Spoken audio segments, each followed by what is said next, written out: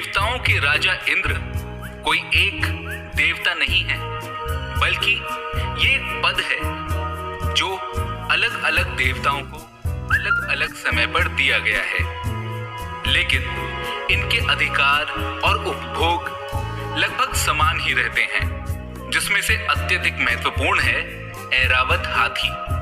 क्योंकि जो भी इंद्र बनता है उसकी सवारी वो ऐरावत हाथी होता है जो समुद्र मंथन से प्राप्त हुआ था। आज मैं आपको सुनाऊंगा इसी ऐरावत हाथी का एक किस्सा। तो आइए शुरू करते हैं। एक बार अचानक देवराज इंद्र के हाथी ऐरावत को ना जाने क्या जुनून सवार हो गया कि उसने खाना पीना सब बंद कर दिया। क्रोध के मारे जैसे वो पागल हुआ जा रहा था। जब उसके महावत ने उसे पुचकारा तो ऐरावत सूंड ऊपर उठाकर जोर से चिंगाड़ा। उसने महावत को पकड़ने के लिए सूंड हवा में घुमा दी। महावत पहले ही ऐरावत के इस मिजाज को भांप गया था, इसलिए वो तेजी से पीछे हटा और भागा भागा सीधे देवराज इंद्र के पास आया। इंद्र उस समय कहीं जाने की तैयारी कर रहे थे। उन्होंने पहले ही संदेश भेज दिया था कि ऐरावत को खिला पिलाकर लाया जाए। महावत को अपने पास घबराते हुए आया देख इंद्र बोले, महावत क्या बात है, तुम इतने परेशान क्यों हो? तब महावत ने विनम्रता से कहा, प्रभु ऐरावत अचानक गुस्से में आ गया है। बहुत प्रयत्न करने पर भी वो बस में ही नहीं आ रहा। इंद्र बोले, अरे ऐसा क्या कारण हो सकता है? आज तक तो कभी ऐसा नहीं हुआ। वैसे भी ऐरावत समुद्र मंथन से प्राप्त रत्नों में से एक है और उसकी उत्पत्ति ही हमारे लिए हुई है। उसके आहार पानी में तो तुमने कोई कमी नहीं की ना? महावत बोला, देवराज मैं रोज नियम अनुसार आज भी समय पर उसे आहार पानी देकर आया हूँ, मगर उसने उस आहार को छुआ तक नहीं। आप एक बार स्वयं चलकर देख लीजिए। इंद्र ने कहा, ठीक है मैं स्वयं ही चलता हूँ। ये कहकर इंद्र उठे और ऐरावत को देखने चल पड़े। वहां जाकर उन्होंने देखा कि ऐरावत गुस्से में झूम रहा है। निकट जाकर जब इंद्र ने स्वयं हाथी को पुचकारा तो उनके आश्चर्य की सीमा न रही, क्योंकि इंद्र को देखकर ऐरावत और क्रोध में भर उठा और वो तो बेकाबू होता जा रहा था। ये देखकर एक देव ने इंद्र से कहा, महाराज आप स्वयं उसके ऊपर सवारी करें, शायद आपके इस अंकुश के वश में वो आ जाए। इंद्र ने कहा, ठीक है, हो सकता है ये बात ठीक निकले। ये कहते हुए इंद्र हाथी पर सवार होने आगे बढ़े, मगर ये क्या, ऐरावत ने सिर हिलाकर इनकार कर दिया और फिर उसे वश में लाने के कई उपाय किए गए, मगर वो वश में आ ही ना सका। इंद्र परेशान और सभी आश्चर्य में थे। उनकी समझ में नहीं आ रहा था कि आखिर ऐरावत को हुआ क्या है। वो मुझे भी सवारी के लिए इनकार क्यों कर रहा है, जबकि उसका तो पूरा जीवन ही मुझे समर्पित है। इंद्र इसी चिंता में पड़े थे कि तभी उनके कानों में नारायण नारायण शब्द की ध्वनि सुनाई दी और वीणा लिए हरि का गुणगान करते हुए देवर्षि नारद इंद्र के सामने आ गए। इंद्र ने नारद जी का अभिनंदन किया। तब नारद जी ने इंद्र को देखा और फिर हंसकर बोले, किस चिंता में पड़े हैं देवराज? कहीं असुरों ने सुरपुर पर आक्रमण तो नहीं कर दिया या कोई और चिंता है? और ये आपका ऐरावत हाथी बार बार क्यों चिंगाड़ रहा है? इंद्र ने अपनी व्यथा कथा बताते हुए कहा, हाँ देवर्षि, ऐरावत अस्वस्थ हो गया है, मगर इसकी ये तबीयत शारीरिक तौर पर नहीं मानसिक तौर पर खराब है। ये स्वर्ग के सारे नियमों को तोड़कर मुझे सवारी कराने तक से इनकार कर रहा है। क्या आप बता सकते हैं ये ऐसा क्यों कर रहा है? तब नारद जी बोले, हाँ देवराज, इसे अपने पूर्व जन्म की याद आ गई है। उसी के कारण इसके मन में एक पुराना द्वेष उभर आया है। इसका विवेक खो गया है। इसकी यही नासमझी इसके क्रोध और आपके दुख का कारण बन रही है। नारद जी की बात सुनकर इंद्र आश्चर्य से बोले, अच्छा, आखिर ऐसा क्या हुआ? क्या वृतांत है इसके पूर्व जन्म का? कृपा करके मुझे बताइए। तब नारद जी बताने लगे, पूर्व काल में त्रिशिला नाम की एक नगरी में एक विद्वान का आगमन हुआ। उसका नाम विश्वबंधु था। पंडित विश्वबंधु धर्मशास्त्र, वेद पुराण आदि के प्रकांड विद्वान थे। जैसे सरस्वती विराजती थी। उनकी वाणी में इतना मिठास था कि उनके प्रवचन सुनकर श्रोता मंत्रमुग्ध हो उठते थे। नगरवासी बड़ी संख्या में उनका प्रवचन सुनने आया करते थे। स्वयं राजा भी नित्य आकर पंडित जी की कथा सुनते थे। लेकिन उसी नगर में वीरसेन नाम का एक व्यक्ति रहता था। वो बहुत ही धर्मप्रिय था, ज्यादातर समय पूजा पाठ में बिताता था। वीरसेन भी चाहता था कि किसी दिन जाकर पंडित जी की कथा सुने, मगर जब तब से उसके लिए समय ही नहीं बच पाता था।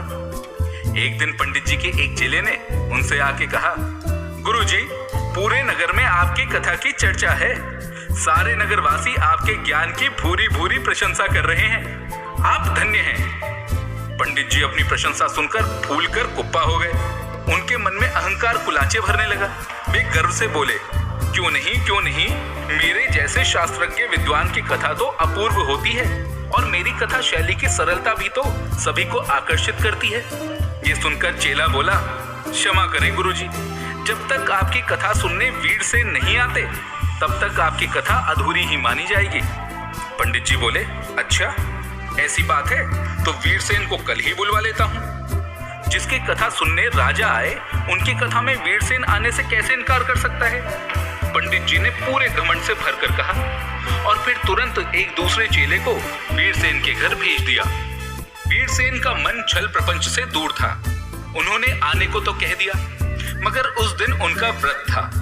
पूजा पाठ में देरी हो गई, इसलिए वे कथा में ना जा सके और कथा पूरी हो गई। चेले ने पंडित जी के कान में कहा, देखा, आपके बुलाने पर भी वीरसेन नहीं आए। लगता है वो आपको विद्वान ही नहीं मानते। आपको अपनी विद्वता का सिक्का जमाना है तो वीरसेन का सिर झुकाना ही होगा। अब पंडित जी के भी अहंकार को चोट पहुंची थी। उन्होंने कहा, ठीक है, मैं समझ गया, अब कुछ ना कुछ तो करना ही पड़ेगा। वही पंडित जी जो रोज राग, द्वेष और अभिमान से दूर रहने की दूसरों को शिक्षा देते थे, वे आज स्वयं उसको भूल गए और बदले की आग में जलते हुए वे अगले दिन कथा पूरी होने पर राजा के यहाँ पहुंच गए। राजा ने जब पंडित जी को देखा तो उनसे कहा, पंडित जी, आप कल भोजन के लिए राजमहल को पवित्र करें। ये सुनकर पंडित जी की तो बाछें खिल उठी। वे मन ही मन बोले कि उनका कार्य सिद्ध हो गया है। फिर उन्होंने राजा से कहा, महाराज, आपका निमंत्रण तो मैं स्वीकार कर लूंगा, लेकिन मेरी एक शर्त है। आप पूरी करने का वचन दें तो मैं भोजन करने आ सकूंगा। राजा सोच में पड़ गए कि पंडित जी ज्यादा से ज्यादा क्या मांग लेंगे, या तो कोई रत्न या फिर स्वर्ण मुद्राओं की थैली। यही सोचकर राजा ने पंडित जी की बात मान ली और फिर कहा, पंडित जी, आप कहना क्या चाहते हैं? पंडित जी बोले, महाराज, आपकी नगरी में वीरसेन नाम का एक व्यक्ति है। मैं चाहता हूं कि जब मेरी पालकी राजमहल के द्वार पर आकर रुके तो मैं राजमहल के अंदर वीरसेन की पीठ पर सवार होकर जाऊं। पंडित जी की बात सुनकर राजा चौंक पड़े। वे वीरसेन को अच्छे से जानते थे, सो वे बोले, पंडित जी, आप उन जैसे साधु को कष्ट क्यों देना चाहते हैं? आप चाहें तो मेरी पीठ पर सवार हो जाएं, क्योंकि मैं स्वयं तो ये कर सकता हूं, लेकिन भला वीरसेन को ये करने के लिए कैसे कहूंगा? लेकिन पंडित जी तो मन में ठान चुके थे। राजा के बार बार कहने पर भी वे अपनी बात पर अड़े रहे। राजा समझ गए कि होनी अपना खेल दिखा रही है। इन जैसे ज्ञानवान की मति भी भ्रष्ट हो गई है। विद्वान के मन में घमंड हो जाए तो उसका सर्वनाश कर देता है। विद्या तो विनय देती है। ये सोचकर राजा ने कह दिया, ठीक है पंडित जी, जैसी आपकी इच्छा। दूसरे दिन राजा ने वीरसेन को बुलावा भेजा। उनके आने पर राजा ने बड़े संकोच से पंडित जी को दिए वचन की बात बताई। तब वीरसेन ने मुस्कुराकर कहा, राजन, ये तो मेरा सौभाग्य होगा। विश्वबंधु जैसे विद्वान को अपनी पीठ पर बैठाकर मेरा जीवन सफल हो जाएगा। मैं आपका आभारी रहूंगा। ये सुनकर राजा भी पानी पानी हो गए और फिर निश्चित समय आने पर विश्वबंधु की पालकी महल के द्वार पर आ गई। वीरसेन और राजा वहां पहले से मौजूद थे। पंडित विश्वबंधु ने पालकी से उतरकर कहा, भाई कहाँ है वे वीरसेन हमारी सवारी के लिए? तब वीरसेन ने सिर झुकाकर कहा, आइए पंडित जी, मैं सेवा के लिए तैयार हूं। तब बिना आगा पीछा सोचे, उचित या अनुचित का विचार किए, पंडित जी वीरसेन की पीठ पर सवार होकर भोजनालय में जा पहुंचे। रास्ते भर वे सोचते रहे कि आखिर मेरे सामने वीरसेन को सर झुकाना ही पड़ गया। इस कहानी को समाप्त करते हुए नारद जी बोले, हे देवराज इंद्र, विश्व बंधु पंडित को उनकी करनी का फल भुगतना पड़ा। विद्या, ज्ञान और भगवान की कथा का ज्ञाता होने के फलस्वरूप उन्हें मोक्ष का अधिकारी तो होना ही चाहिए था, किंतु द्वेष और अभिमान के मारे उनके सारे किए कराए पर पानी फिर गया। वे पंडित जी आपके ऐरावत हाथी के रूप में आज स्वर्ग का सुख तो भोग रहे हैं, लेकिन सद्गुणों के कारण वीरसेन आज स्वर्ग के राजा इंद्र बने हैं। विश्व बंधु ने वीरसेन के ऊपर सवारी की थी, उसी का फल भोगने के लिए ये पंडित जी स्वयं हाथी बनकर आज पूर्व जन्म के वीरसेन यानी इंद्र की सवारी के काम आ रहे हैं। पूर्व जन्म की बात याद आने पर ही इस ऐरावत का घमंड फिर जाग उठा है, इसीलिए ये प्रतिकार कर रहा है। आप कहें तो मैं इसके कान में कुछ शब्द कह दूं। इंद्र ने हाथ जोड़कर स्वीकृति दे दी। तब इंद्र की स्वीकृति मिलने पर नारद ने ऐरावत की ओर देखा और फिर आगे बढ़कर ऐरावत के कान में जाकर कहा, पिछले जन्म में तुमने जो किया है उसे भूल गए क्या? फिर अपने कर्तव्य से मुंह मोड़कर अगले जन्म को क्यों बिगाड़ने पर तुले हो? ये सुनना था। ऐरावत का सारा नशा काबूर हो गया। उसने उछल कूद बंद कर दी, फिर सिर झुकाकर इंद्र की सवारी के लिए तैयार हो गया। इंद्र ने भी मुस्कुराकर नारद जी की ओर देखा, मगर नारद जी बिना कुछ कहे नारायण नारायण कहते कहते अपने रास्ते पर आगे बढ़ गए।